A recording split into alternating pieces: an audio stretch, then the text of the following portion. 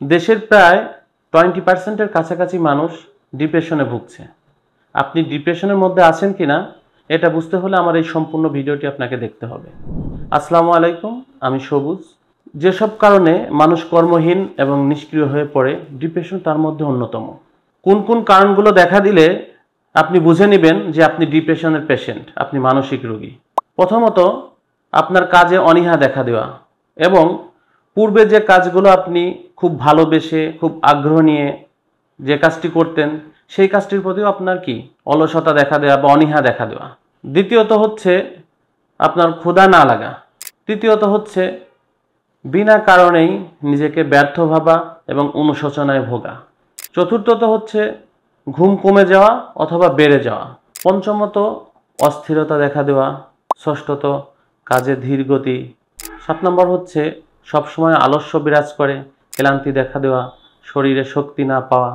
নবমতম হচ্ছে ডিপ্রেশনের পেশেন্ট দিনের পর দিন বিছানায় শুয়ে থাকতে পারে। 10 নম্বর পয়েন্ট হচ্ছে এটা আপনার মাথায় আপনার মৃত্যু চিন্তা ঢুকিয়ে দিতে পারে। এই উপসর্গগুলোর ন্যূনতম 5টা উপসর্গ যদি আপনার মাঝে দেখা দেয় এবং এটা লংজিভিটি যদি 15 দিন পর্যন্ত আপনার মধ্যে থাকে, তাহলে অবশ্যই একজন বিশেষজ্ঞ ডক্টর সাইকিয়াট্রিকের শরণাপন্ন হন। মানুষের যেমন হচ্ছে কি হাত ভেঙে গেলে হাত সুস্থ হয়, জ্বর আসলে জ্বর ভালো হয়, ঠিক এই মানসিক রোগী বা মানসিক পেশেন্ট যারা আছেন তাদেরও সুস্থ হওয়ার পথ আছে। এটা আসলে ডক্টরের কাউন্সিলিং নিতে হবে, তাহলে আপনি সুস্থতার পথে যেতে পারবেন।